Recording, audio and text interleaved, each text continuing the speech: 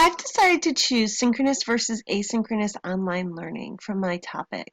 One of the reasons I wanted to do this was what works better for a lot of people? What makes more sense? What are the pros? What are the cons of having everybody online at the same time versus having them staggered through the week? Synchronous online classrooms require students to be online at the same time.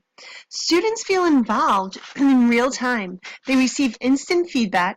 They make personal connections between the student and the teacher and the students to each other. It increases motivation for work and it increases engagement in the material. Synchronous online classroom cons. There's not very much deep critical thinking because you have that instant moment to answer the questions. Flexibility. Everybody has to show up at the same exact time, but can everybody do that?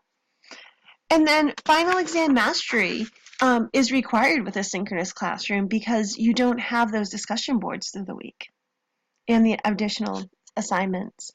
Synchronous online classroom tools.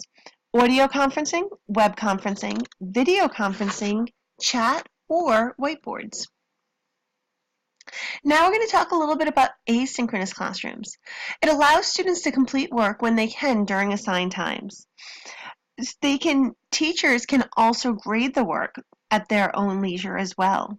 Instructors provide the materials, lectures, tests, and assignments that give the time frame for students to complete their work. Some of the cons when it comes to asynchronous classrooms. There's a limited social interaction. It's the discussion boards where they interact with each other, but there's not that verbal communication where you can hear the inflections in the voice. There could be technology problems, and it might not be effective in all situations. Some of the tools that are used in an asynchronous classroom: discussion boards, streaming videos, narrated slideshows, document libraries, web books, and also website links. What are some of the considerations to think about? Most students enroll in an online course because they can't or don't want to commit to being somewhere at a specific time. Sometimes you might have some learners in New York City and others in Japan. Is it fair to require somebody, one of the two, to wake up in the middle of the night in order to participate in these discussions and the synchronous learning? The quality of materials, instructions, interactions, and activities that create effective learning. Asynchronous tools are a huge work saver for faculty. They build it once and they can use it as many times as they need to until they feel that they need changes. Whereas asynchronous, they need to recreate it almost every time for every set of students. Asynchronous tools can foster a higher level of thinking and interaction by providing both faculty and students time to think before interacting. Asynchronous tools also typically provide better tools for recording and measuring participation in the class.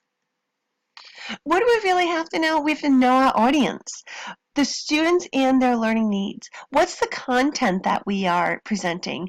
Is it something that would go along with synchronous learning or asynchronous? Is it something that you want to have a conversation about, or is it something you want to sit back and have a deep thought about? Time availability of your learners. Where are your learners from? Are they all from the same general geographic area where it's easy for them to kind of have a time that's a normal daytime? Or is it something that they are dispersed, or you have people working overnights and things like that? Who are your students? So one of the solutions that I'd like to talk about is blended learning. We traditionally think of a hybrid class as one where you meet face-to-face in the classroom for part of the class, and then you have part of the class online. Well, a skillful instructor could create a fully online hybrid class where you use synchronous learning for that face-to-face portion and asynchronous learning to simulate the online portion, which I think could be a great blend of the two. Remember, it's not about the technology, it is about the teaching.